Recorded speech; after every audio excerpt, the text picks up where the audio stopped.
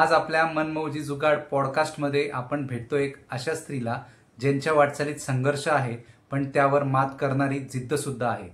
स्वतःसाठी नाही पण इतरांसाठी जगणं काय असतं हे ज्यांनी कृतीतून दाखवून दिलं त्या आहेत छाया नवले मॅडम. आज आपण ऐकूया त्यांचा प्रवास, त्यांनी निर्णय कसे घेतले, त्यांचा टर्निंग पॉइंट काय होता आणि अजून बरंच काही. चला तर मग जाऊया एका प्रेरणादायी प्रवासाकडे, जिथे आपल्याला नवी दिशा, नवी उमेद आणि नव्या शक्यता सापडतील.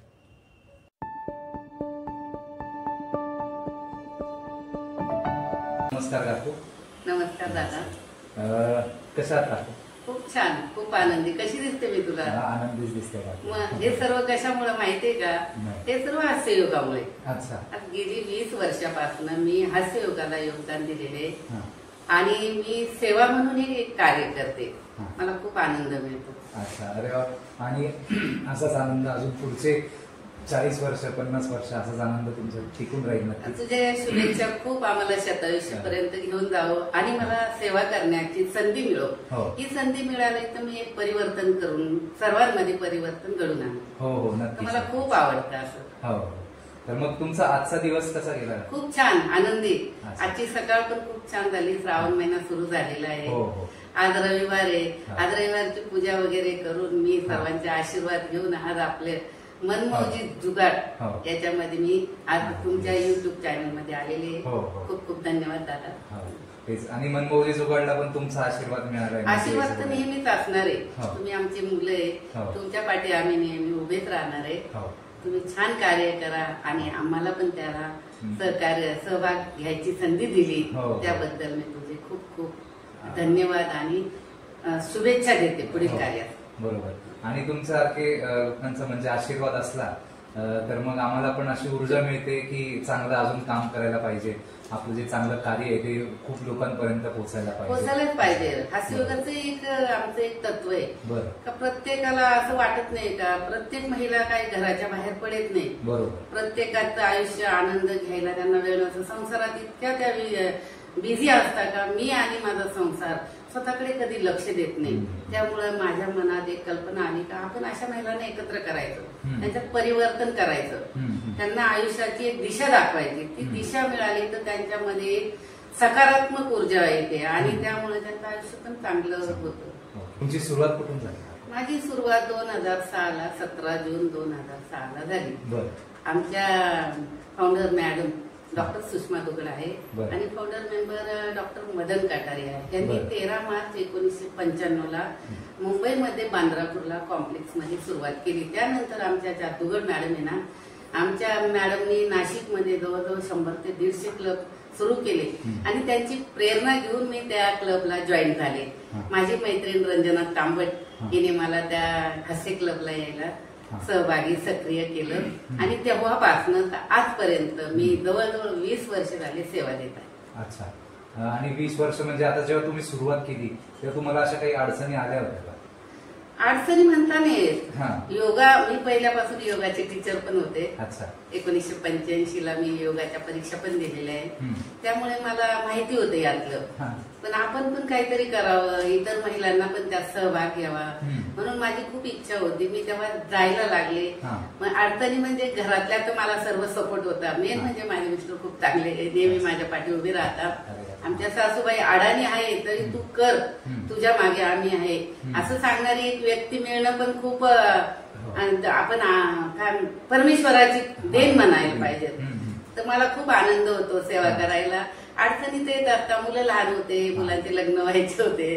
प्रत्येक कुटुंबाची जबाबदारी सांभाळून मी हे कार्य करत होते.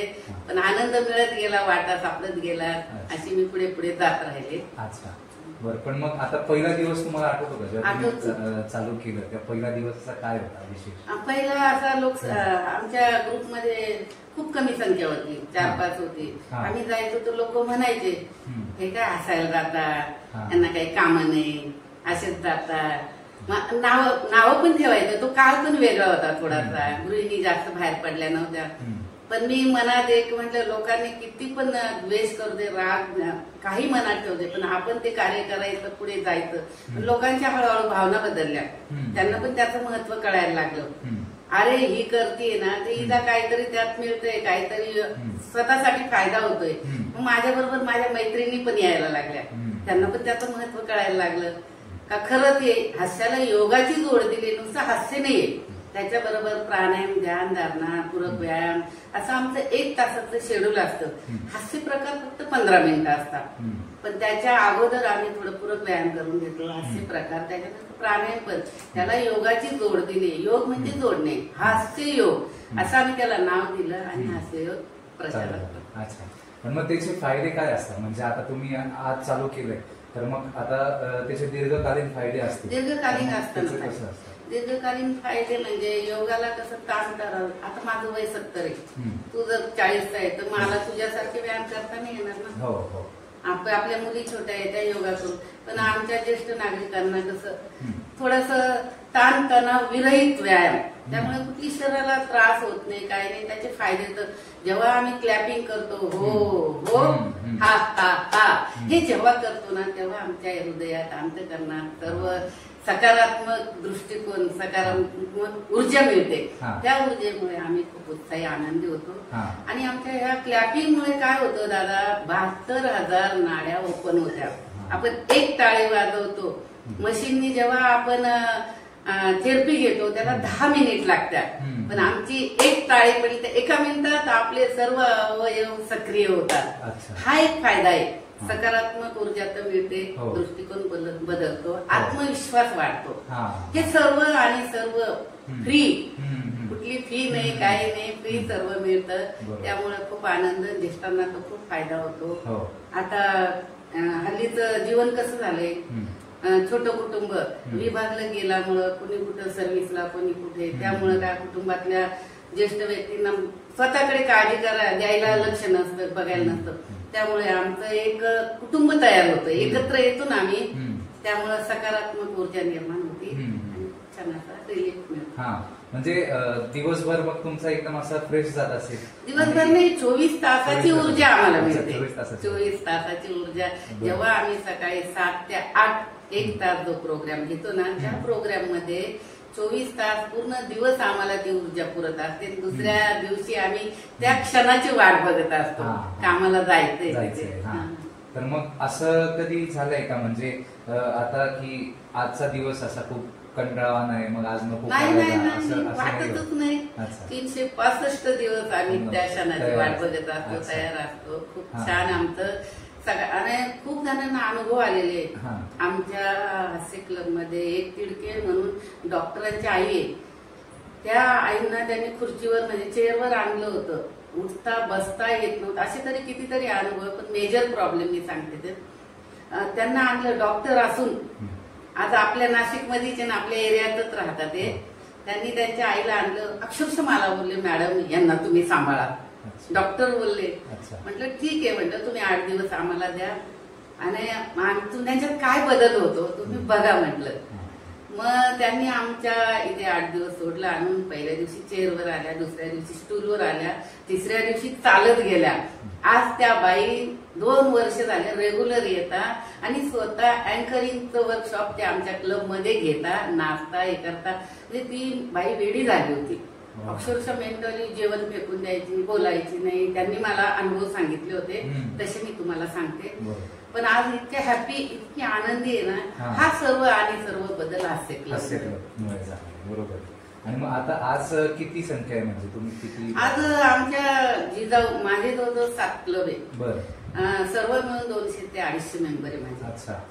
प्रत्येक क्लब मध्ये 50च्या वरच आहे. आमच्या जिजाऊला 90 होते. आता कुणी येतं रोज रेग्युलर येतं, कुणी मधून येत नाही, असं. पण रोज 50 संख्या असते. अच्छा. आणि मग एवढे 7 क्लब हँडल करणं मग तुम्हाला खूप असं? मी ज्या क्लब मध्ये जाते ना त्याच्या ट्रेन करते मी, दोघी तिघींना ट्रेन करते. मग त्या घेता, मग मधून आपण चक्कर मारायचा. तशा आमच्या क्लब मध्ये भरपूर ट्रेन झालेले आहे. प्रत्येक क्लब मध्ये आमच्या कृष्णबनला तर 75 वर्षाची महिला सर्व प्रकार घेते, इतकी ऍक्टिव्ह आहे ना. त्यांचं नाव गंगाळे, श्रीमती गंगाळे ताई, निकुंभताई. आपण तर काय त्याच्या पुढे, त्या 75 वर्षाचा आपण 65 इतकं कौतुक वाटतं त्यांचं ना. कुठलं काही माहित नव्हतं, बोलण्याचं माहित नाही, काही नाही, हास्य काय काही कुठलं माहित नव्हतं. पण त्यात इन्व्हॉल्व झाल्यावर इतक्या एनर्जी, इतक्या हुशार झाल्या ना, मला खूप आनंद होतो. तिकडे पण नीता दुसाने, रंजना सुर्वेताई, भरपूर खूप जण छान करतात. पण म्हणजे असं होतं ना की आता तुमचं हास्य योग आहे, ते तिथे येतात, हास्य योगा करतात, मग त्यांचं एक जे व्यक्तिमत्व असतं ते खुलत असेल, त्याच्यामुळे आत्मविश्वास वाढतो. कारण या घरातनं कधी बाहेर पडले, बाहेर आल्यानंतर त्यांना बाहेरच्या जगाची माहिती झाली. आपण घरात वाढदिवस करतो, एक जण ना 2 जण, किती मेंबर असतात. आता आमचे 50-50 लोक एकच्या शुभेच्छा देतात, किती आनंद वाटतो, खूप वाटतो त्यांना. मग त्या म्हणतात आम्ही ह्या आयुष्यात कधी असा आनंद घेतला नाही, हा आनंद इथं मिळतोय ना, आम्ही कधी आयुष्यभर विसरणार नाही. मला खूप छान वाटतं. अरे आपण काय देतोय, त्यांचा आत्मविश्वास वाढतो, त्यांच्याकडनं आपण प्रेरणा घेतो, त्यांच्यामुळे क्लब चालतो, माझ्यामुळे नाही. तुम्ही जर माझ्या क्लब मध्ये आला तर माझा क्लब चालेल ना. हो, आता तुम्ही मागच्या वेळेस मला भेटले तेव्हा तुमचा पाय दुखत पायाला, तर मग योगाने मग तो पाय म्हणजे आता तुझी माझी ट्रीटमेंट एका डॉक्टरांकडे होते गेले, मला सायटिका झाली होती. खरंच प्रामाणिकपणे खरं बोलते, मी कधी गोळी घेतली नाही. माझे स्ट्रेचिंग वर मी केले. आता पण मी गेले होते, ते म्हणे तुमचं म्हणतं सर मी गोळ्या घेत नाही, त्यांना प्रामाणिकपणे बोलले.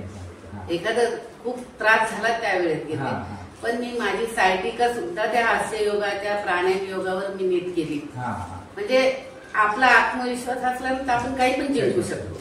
बरोबर, योगात, हास्य योगात नाही, स्वतःत कॉन्फिडन्स पाहिजे, आत्मविश्वास पाहिजे, तर आपण जगाची सैर पार, पूर्ण नय्या पार करू शकतो. बरोबर आहे. तर मग आता हे जे तुम्ही लाफ्टर योगाचे घेता, तर त्याला काही असा ड्रेस कोड आहे का? ठेवला आम्ही ड्रेस कोड. असं रोज नाही घालायचा, पण कार्यक्रम असतात, 26 जानेवारी, 15 ऑगस्ट ट्रिप असते. ड्रेस कोडच नाही, एक लोगो ठेवलाय मी बॅच बनवून, म्हणजे आपली एक ओळख निर्माण होते. आपल्याकडे बघून लोक म्हणतात हे कुठले काय विचारताना, त्याच्यामुळे आपला प्रचार आणि प्रसार होतो. तुला सांगायला पण एक आनंद होईल, मागच्याच वर्षी मला इंटरनॅशनल अवॉर्ड दिला. त्याच्या हास्ययोगिनी मिळाला, हास्य श्रीमती मिळाला, भरपूर पुरस्कार मिळाले. मी याच्यात जरी योगदान दिले ना, तर त्याचा मला पुरेपूर आनंद पण मिळालेला आहे. आणि इंटरनॅशनल अवॉर्ड त्या सोपा नसतो. आपण जे कार्य केलं त्याची आपल्याला पावती, मोठी दखल आमच्या सरांनी, डॉक्टर मदन कटारे यांनी ज्यावेळेस आमच्या हास्ययोग मध्ये जिजाऊला आले ना, त्यावेळेस त्यांनी बघितलं, अरे ये तो क्या एक ही घर में एक ही 2 लोग एक साथ लाना है, इन्होंने तो कितना बड़ा काम किया है, असे डॉक्टर बोलले. त्यांना खूप आनंद झाला. मी धन्यवाद देते डॉक्टर मदन कटारे या सरांना, डॉक्टर सुषमा मॅडमला. त्यांच्या सहकार्याने, त्यांच्यामुळे मी एवढी प्रगती करू शकले. त्यांना मी कधीच माझे गुरु म्हणून कधी विसरणार नाही. बरोबर आहे. आणि ऍक्च्युली अशा लोकांच्या याच्यामुळे आज इतक्या लोकांचं म्हणजे जीवन पण मला त्यांनी खूप पुढे आणलं. डॉक्टर सुषमा मॅडमनी त्यांच्या प्रेरणेने प्रेरणा घेऊन मी माझे गुरु तर आहेत त्या, पण प्रत्येक वेळेस मला सपोर्ट करत असतात. बरोबर, काही जरी झालं ना तू पुढे जा, म्हणजे अशी आपल्याला एक व्यक्ती आपल्या पाठीशी. आता आम्ही जरी क्लब मध्ये प्रत्येकाला, पण माझ्या पाठी कोणी आहे, पुश करता, मला म्हणतात तू कर, तुला काय लागलं नाही लागलं मला सांग, पण तू करत राहा. आपल्याला पण आत्मविश्वास वाढतो, आपल्याला पण वाटतं ना आपणही काही करावं, असं पाहिजे आपल्या मागे. तर मग आता हे ड्रेस कोडचं तुम्ही सांगितलं, मग ही कल्पना कोणाची? ही माझीच कल्पना. असं काही क्लब मध्ये असं काही नाही का कोणी ड्रेस घालण्या, पण एक आपला लोगो, एक ओळख. आता आम्ही दिंडी काढली होती आपल्या गोविंदनगर मध्ये. मला लोकांनी सांगितलं की दिंडी कधी अशी निघाली नव्हती, पण जेव्हा तुम्ही असे क्लब चालू केला, 200-250 लोक होते यावेळेस. 250 लोक होते. इतका आनंद झाला परिसरातल्या लोकांना ना, नाचणं, ते गाणे वगैरे, महाप्रसाद झाला, आरती झाली, खूप छान वाटलं सर्वांना. भजनी मंडळ होते आमच्या बरोबर, त्यांचा पण खूप आनंद सर्वांनी घेतला. आणि आपली काय देश, धर्म, राष्ट्र आपण वाचवायला पाहिजे. त्याची आपण मुलांना, पुढच्या पिढीला आपण त्याचे संस्कार दिले पाहिजेत. हाच माझा हेतू आहे. नुसती रॅली काढणं, हे काढणं, असं काही याला म्हणजे नाही का मी खूप करून दाखवते असं नाही, पण आपल्या मुलांना, पुढच्या पिढीला याचे संस्कार व्हायला पाहिजेत. म्हणून मी आपले धार्मिक सण, उत्सव साजरे करत आहे. हो हो, बरोबर आहे. आणि तुम्ही म्हणजे प्रत्येक सण साजरे करतात आणि उत्साहाने सगळ्यांना बोलवता आणि सगळे उत्साहाने सहभागी पण होतात, ते पण महत्वाचं. आणि सर्व माझे ग्रुपचे पण सर्व सहभागी, त्यांचं प्रोत्साहन. हो हो, तेच. आणि मग आता एखाद्या श्रोत्याला म्हणजे जर लाफ्टर क्लब चालू करायचा असेल, तर मग त्याच्यासाठी काही आहे का अशा स्टेप्स किंवा मग हा स्टेप्स आहे. जर नवीन कोणाला चालू करायचं असलं आम्ही तिथे डेमो जाऊन देतो, शिकवतो, ट्रेनिंग देतो आणि मग 8 दिवस ट्रेनिंग दिलं का मधून मधून जातो, मग स्वतः घेतो. मग नंतर असे आम्ही छोटे छोटे ग्रुप म्हणजे ओपन स्पेस गार्डन मध्ये आम्ही सहसा घेत असतो. त्याच्यामुळे आपल्याला कसं ऑक्सिजन मिळतो, वातावरण छान असतं, मोकळ्या हवेत जेवढं घेतलं ना तेवढं छान असतं. तर आमच्या असे गार्डन मध्येच बहुतेक क्लब चालू असतात प्रत्येक गार्डन मध्ये. तर आमचा हास्य क्लबचा एक मूलमंत्र आहे, जसं आपण योगाचा ध्यान प्राणायामसाठी श्वास घ्याम कुंभक तसं आमचा हास्य योगाचा मंत्र आहे हो हो हा हा हा, हो हो हा हा हा.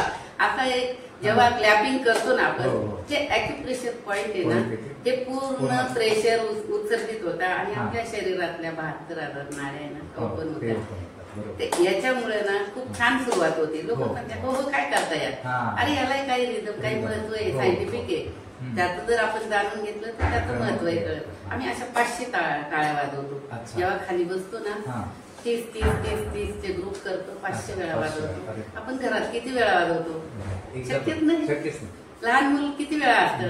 जेव्हा मूल लहान होतं ना तेव्हा ते 300 ते 350 वेळा जन्मदात नंतर छोटं मोठं तसं कमी कमी होत असतं. आपण किती वेळा कोणाचा जोक झाला, कोणाची फजिती झाली तर असतो.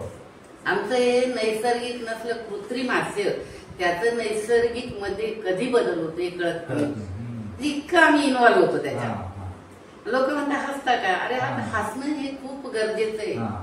हसायला लोक डिप्रेशन मध्ये ताण तणाव खूप लोकांना आहे. शाळेतल्या मुलांना म्हणतात ज्येष्ठांना पाहिजे, आता तर खरं लहान मुलांना पाहिजे. आतापासून दिलं ना तर त्यांना पुढे फायदा होईल. ते एक नवीन पिढी चांगली उदयास येईल. खरंच पाहिजे. त्यांच्यासाठी माझी एक तळमळ आहे का आपण ज्येष्ठांपेक्षा तरुणांना, आता IT कंपनी वाल्यांना किती ट्रेस असतो, त्यांना पण थोडं मधून मधून हे करायला पाहिजे. माझा मुलगा पण इंजिनियर आहे, सॉफ्टवेअर इंजिनियर. त्याने मला त्याच्या कंपनीत घेऊन गेला होता आणि जेव्हा त्यांच्या कंपनीत रनिंग होती ना, मी खरंच सांगते, मी पहिले आली होती तेव्हा मला सत्कार केला होता त्यांनी. मला घेऊन गेला तो, सर्वांना ओळख करून दिली. माझी मम्मी लाफ्टर योगाचं करते म्हणे. मला खूप अभिमान वाटला. मी पळाले त्याच्याबरोबर, जास्त नाही पण मला त्यांनी सत्कार केला, खूप आनंद वाटला. म्हणजे लाफ्टर योगाचं एक हे पण वैशिष्ट्य की त्याच्याने तणाव नाही, डिप्रेशन सकारात्मक आत्मविश्वास वाढतो. BP शुगरचं तुला खरं सांगते, मला कुठल्या गोळ्या नाही, मी गोळ्या पण घेत नव्हते. फक्त आता BPची मी घ्यायला लागले. 20 वर्षात कुठल्या गोळ्या नाही. मी आजारी पडले नाही. सर्दी खोकला ताप कधीच मला झाला नाही. कोरोनामध्ये मी 4 पेशंट हँडल केले. मी बाहेर पडायचे, लोक पडत नव्हते, मी स्वतः बाहेर पडायचे. म्हणजे आपला आत्मविश्वास, मनाची तयारी केली ना तर कुठला रोग पण जवळ येत नाही. तर असं याचे खूप फायदे. BPच्या गोळ्या असल्या कमी होतात, डिप्रेशन असलं कमी होतं. आता कॅन्सरचे याचे किती पेशंट आहेत. हे फूड हायजेनिक फूड, लोकांची खाण्याची पद्धत बदलली. लोक म्हणतात हायजेनिक आलं, आता तुम्ही सवय बदला. सकाळी उठा, ध्यान धारणा, प्राणायाम करा, आपलं जेवण जे आहे ना नैसर्गिक ते खा. वरण भात भाजी पोळी, तुम्ही सारखं बाहेरचं खाल तर ते शरीराला त्रास देणार ना. आपले नियम पण थोडे पाळायला पाहिजे. आणि मग आता हास्य क्लब मध्ये जर समजा यायचं असेल तर आमच्यासारखे तरुण पण हास्य क्लब मध्ये यायलाच पाहिजे, खूप गरज आहे. त्यांच्यासाठी तर मी आता प्रयत्न करते. लहान मुलांचं तर बालसंस्कार घेतच असते, पण तरुणांनी खरंच यायला पाहिजे. आज 30-40 नंतर किती आजार वाढले कोणाचे. तुम्हाला तर IT वाल्यांना पाठीचे कमरेचे खूप आजार वाढले. अशी काही ज्येष्ठांसाठीच नाही, हास्य क्लब आज काळाची गरज आहे. आज सर्वांनी पुढे यायला पाहिजे, तरच आपला एक भारत देश सुदृढ आणि सुसंस्कृत सुदृढ होईल, निरोगी होईल. बरोबर खरं आहे आणि बरोबर आहे ते. तर मग आता म्हणजे जर समजा लाफ्टर योगा करायचा असेल तर मग आपण असं कुठेच प्रवास करतोय समजा, आता ट्रेनमध्ये 3-4 दिवस लागतात. तिथे पण काश्मीरला मी गेले होते, त्याचा एक किस्सा सांगते मी. तुमच्यासारखेच पुण्याचे 15 मुलं होते, अजून पण ते मला विसरलेले नाही. अजून आमचं व्हॉट्सअप मध्ये 15 मुलं होते. मग त्या असेच ग्रुपनी बसले होते आणि त्या बोगीतच होतो. मी खाली उतरले वरतून, म्हटलं दादा कुठले तुम्ही? म्हणजे आम्ही पुण्याचे. तर पुण्याचे म्हटलं, अरे तुम्ही काय करता? म्हणजे आम्ही जिम करतो. म्हटलं जिम मध्ये हसता का तुम्ही? म्हणे नाही. मग मी तिथे हास्य प्रकार जो आम्ही 1.5 दिवस एकत्र होतो. सकाळी घेतला, दुपारी घेतला, संध्याकाळी घेतला. तिन्ही टाइम मी असे प्रकार घेतले. माझ्याकडे व्हिडिओ पण येतायचे, ते विसरल्या. इतका आनंद झाला त्यांना, इतका आनंद झाला. म्हणजे त्यांनी ज्या वेळेस त्यांचं लग्न करायचं मला पत्रिका पण दिली, अजून पण ते विसरलेले नाही. म्हणजे इतकं त्यांना खूप छान वाटलं. आणि मी म्हटलं तुम्ही जरी जिम करताना तर जिम मध्ये हसता का तुम्ही? म्हणे नाही. खरंच हसायला पाहिजे. म्हटलं तुमचा एक ग्रुप बनवा. पुण्याला जाऊन मी त्यांना भेटले पण, आणि माझ्या पुण्याला पण 2-3 ठिकाणी मी जायचे. पहिल्या वेळेस माझा मुलगा तिथे होता ना, 5 वर्ष होते मी तिथे. मग पुण्याला पण मी हास्य क्लब, अजून ते लोक विसरले नाही. म्हणजे ही एक कुटुंबातली आपली कशी एकमेकांची अटॅचमेंट होत, तसं हास्य क्लब मध्ये एक कुटुंब तयार झाले. प्रत्येकाच्या सुखादुखात आम्ही एकत्र असतो. काही झालं ना तर आम्ही आनंदाने सहभागी. माझा तुम्ही एकत्र येऊन ना सिनेमा पण बघायला जाता. बघतो ना, धुंबा बघितला होता, ताई पण होत्या. तर मग त्याचा अनुभव कसा होता? खूप छान होता. आम्ही म्हटलं आपण पण असंच एन्जॉय करायचं, आपण ग्रुप करायचं, एक दिवस सगळ्या याला सुट्टी द्यायची, आपण एक टूर वर जायचं आणि आपण मस्त एन्जॉय करायचं. आम्ही खरंच त्यावेळेस आणि टूर पण काढल्या होत्या आम्ही सगळ्या मैत्रिणी मिळून. तुम्ही देवदर्शनाला गेलो. मग म्हणजे शेगावला गेलो होतो, आमचं भजनी मंडळ गेलो होतं. हो. मी नुसतं हास्य क्लबच नाही करत, मी भजनी मंडळ आहे माझे. आत्ताच मी 4 हरिपाठ मंडळ स्थापन केले. आत्ता जस्ट ह्याच महिन्यात आमच्याच एरियात. आणि गणेश मंडळ आहे, तिथं जाते मी. थोडीशी होती दगदग, पण आपल्याला काही द्यायचंय तर थोडस आपण पण तयारी दाखवली पाहिजे, करायला पाहिजे. आणि मग आता ते तुम्ही बोलले की पालखी पण येणार आहे, म्हणजे मग ते माझा मुलगा ना शंकर महाराजांचा भक्त आहे. आणि असंच मी गजानन महाराजांच्या पादुका आल्या होत्या आपल्या इथे, भुसेताई म्हणून, त्यांच्या दर्शनाला गेलो होतो. तर नाही, शंकर महाराजांच्या पादुका दर्शनाला गेलो आम्ही. तर तिथं बोलता बोलता त्या म्हणजे काही येत नाही, येत नाही. पण माझी भावना तिथंच हे झाली. मी खूप आळली देवाच्या. तो म्हणतो मला तू लगेच एक्साइट होऊन जाते. पण अरे आपण आपल्या संतांना देवाला आपण मानायला पाहिजे. मी म्हटलं शंकर महाराज माझ्या घरी पण याल. आणि काय मी घरी आली तर मला फोन आला, 8 दिवसांनी तुमच्या घरी पादुका येणार आहे. म्हणजे आमच्या मनात पण नव्हती आम्ही कधी आणणार आहे. वाटलं मी एवढी सेवा नाही करत, माझा मुलगा खूप करतो, त्याची काय प्रेरणा असेल, त्याचे आशीर्वाद असेल, त्यामुळं माझ्या घरी पादुका यायला लागल्या. आणि शंकर महाराज करून घेतात. आपले शंकर स्वामींचाच अवतार, सगळं करून घेतात. आणि त्यांच्या कृपेने आमचं खूप चांगले. माझे 2 मुलं, 1 मुलगी. सासू आम्हाला प्रेमळ सासू मिळाली, आनंद. माझे पती तर खूप छान आहे, त्यांचे सपोर्ट एकदम शांत म्हणताना. मग ते तुम्ही आता सण पण साजरे करता, मग त्याच्यातलं असं काही हे आहे का, म्हणजे तुम्हाला असं वाटतंय की आता सण साजरा करावा, पण मग आता एखादी तुम्ही असं लोकांना म्हणजे प्रोत्साहन देतात का ते सणासाठी किंवा मग याच्यासाठी? आपल्याकडे क्लबमध्ये प्रत्येक सण साजरा करतो. रक्षाबंधन करतो, दिवाळी करतो, दसरा करतो, नागपंचमी सारख्या नटून थटून जातो, चांगला एन्जॉय करतो, धुके खेळतो. रक्षाबंधन फ्रेंडशिपला आम्ही एकमेकांना राखी बांधतो. दिवाळीचा फराळ आम्ही स्टॉल लावतो, पदार्थ बनवायला, कुकिंगचं पण स्पर्धा घेतो आम्ही. म्हणजे वेगवेगळ्या ऍक्टिव्हिटी पण. सण उत्सव साजरे केले तर आपली परंपरा पण जपली जाते. आणि येणाऱ्या पिढीला पण ते माहिती त्याच करता करायचं. आजी जाऊन म्हणते ना, आमच्या मॅडमनी असं घेतलं, आता हे नाचून काय घेतलं होतं, मग त्यालाही कळतं, महत्व कळतं ना. बरोबर, ते पाहायचं. आणि मग आता तुम्हाला एखादी अशी मजेशीर गोष्ट आठवते का मेंबरशिपची, की म्हणजे एखादी व्यक्ती आली तुमच्याकडे तर हसूच येत नव्हतं, तर मग असं काही असे मजेशीर किस्से, म्हणजे मी एक्झाम्पल दिलं, तर मग असं काही मजेशीर? नवीन जेव्हा मी हास्य क्लब चालू केलं आमच्या एरियात, पहिला हास्य क्लब कृष्ण बनतात, त्या महिलांना माहित नव्हतं हास्य प्रकार, हास्य योगा काय. पहिल्या दिवशी मी टाळ्या वाजवायला लागले ना, त्या सगळ्या गप्पच झाल्या. म्हणजे अरे हे काय करताय. मग त्यांना त्याचं महत्व, तसं प्रकार कसे, थेरपी कशी करायची मी शिकवलं. हळूहळू त्यांना सवय झाली, नंतर त्या इन्व्हॉल्व झाल्या सगळ्या. त्यांनी कुंभताई, नंतर फडताई, चौधरीताई, त्या एरियाच्या 4-5 जणी होत्या. सुरुवात केली ना, त्यांना अगदी नवीन होतं ना, मग त्या मी जेव्हा सुरुवात केली त्या बघायला लागल्या माझ्या तोंडाकडे, हे कसं करायचं आपण, हे टाळ्या कोण वाजवतं, हे सायन्स आहे. त्यांना कधी हार्टचा प्रॉब्लेम नाही. आपण जेव्हा या टाळ्या वाजवतो ना, प्रेशर पॉइंट उत्तेजित होता, सक्रिय होता. आणि याचं महत्व तेव्हा आपल्याला कळतं. आपण करतो, त्याच्यात पडतो. हास्य क्लब नुसता हसण्यावारे घेऊ नका, त्याच्यामध्ये या, आरोग्य जपा, हा मूल मंत्र आपण सर्वांना करतो. आता ना मला एक आठवतंय की माझा वाढदिवस होता, तिकडे आपण भेटलो होतो आणि ते वाढदिवसाचं एक तुम्ही गाणं म्हटलं. तर मग आता म्हणजे मला तेव्हा एकदम असं भरून आलेलं, अशा प्रकारे माझा कधीच वाढदिवस साजरा झाला नव्हता. तर मग तुम्ही ते एकदा असं म्हणून दाखवू शकतात का? लाभावे म्हणू का, सुदिनम म्हणू? सुदिनम. आमच्या क्लब मध्ये जेव्हा आम्ही वाढदिवस साजरे करतो ना, ते एक रामरक्षाने सुरुवात करतो, त्यानंतर हॅपी बर्थडेचा सॉन्ग म्हणतो आणि संस्कृत मध्ये एक सुदिनम सुदिनम ते म्हणून दाखवतो. तुला अर्पित करते दादा. थँक्यू.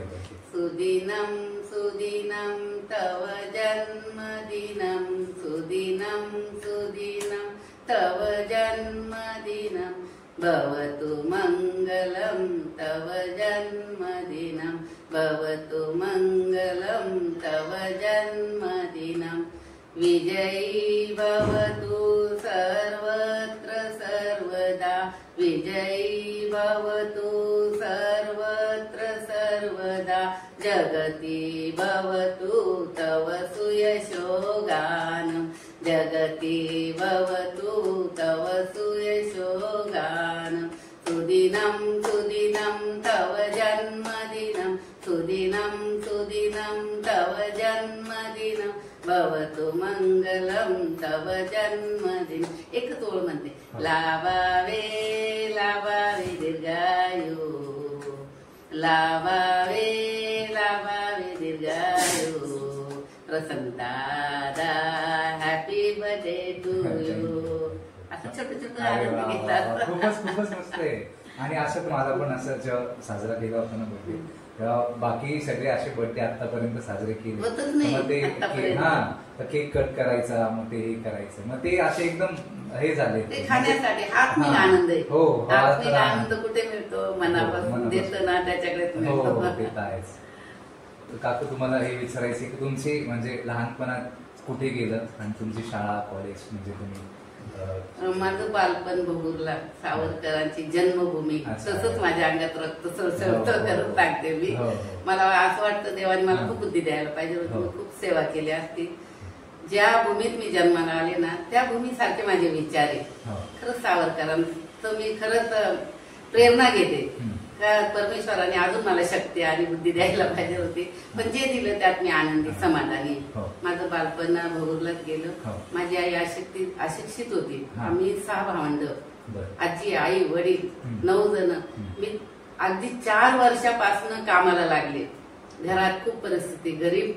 आई आमची लाकडाची मुळे आणायची, आता नाही ती विकायची. त्या विकल्यानंतर ते 3 रुपये यायचे, त्याच्यावर आमचं 9 माणसांचं घर चाललं. आणि आमचे वडील नंतर कमवायला लागले, पण पहिले थोडे हे करायचे, मग घरात लक्ष द्यायला पण नाही. मी 4थी पासून घर सांभाळत आले.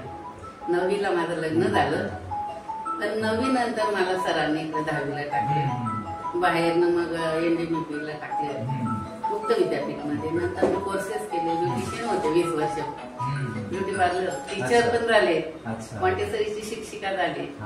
त्याच्यानंतर मी LIC एजंट झाले. 50व्या वर्षी मी पहिली आले. सर 35 मुलं होते आमचे, त्याच्यात मी फर्स्ट आले. मला तेव्हा खूप आनंद झाला का आपण जीवनात जॉब तर लागत होते, कुटुंबाची जबाबदारी होती, बाहेर जात आहे. तर तो काळ असा होता का महिलांना जास्त, मला पण जबाबदारी, महिलांपेक्षा मला जबाबदारी होती. 3 मुलं आमचे तर बाहेर त्यांची पदवी व्हायची. आम्ही मग माझा दीर होता, आजी होत्या, आमची 3 मुलं. मग घरात लक्ष द्यावं लागायचं. पण तर मी स्वस्त बसले नाही.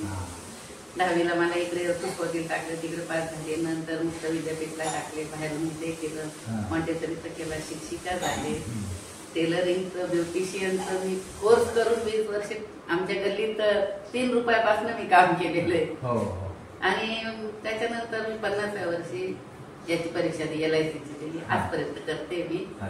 जेवढे क्लायंट आहे तेवढे सांभाळते, थोडं कमी केले आता. हा. पण असं वाटतं की जीवनात प्रत्येकाने काहीतरी करायला पाहिजे. माझे मुलंही खूप छान आहे, नातू सुना सर्व खूप छान आहे. सर्वांचा सपोर्ट असतो, त्यांच्या प्रेरणेने. मेन म्हणजे माझे मिस्टर आणि आजी आमच्या त्यांच्या प्रेरणेने मी खूप पुढे गेले. घरातला सपोर्ट पाहिजे ना. आज मी वेळेवर जाते नाही जाते, सर कधी रागवत नाही, बोलत नाही, आनंद घ्यायला त्यांची प्रेरणा.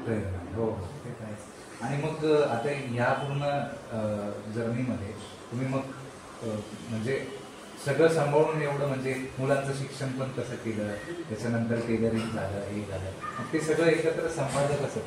आजी होते. मी तेच म्हणते ना, आजी मला सपोर्ट होता. मी टाकून जायचे, 10 वाजता गेले का 2ला यायचे, त्या सांभाळायच्या.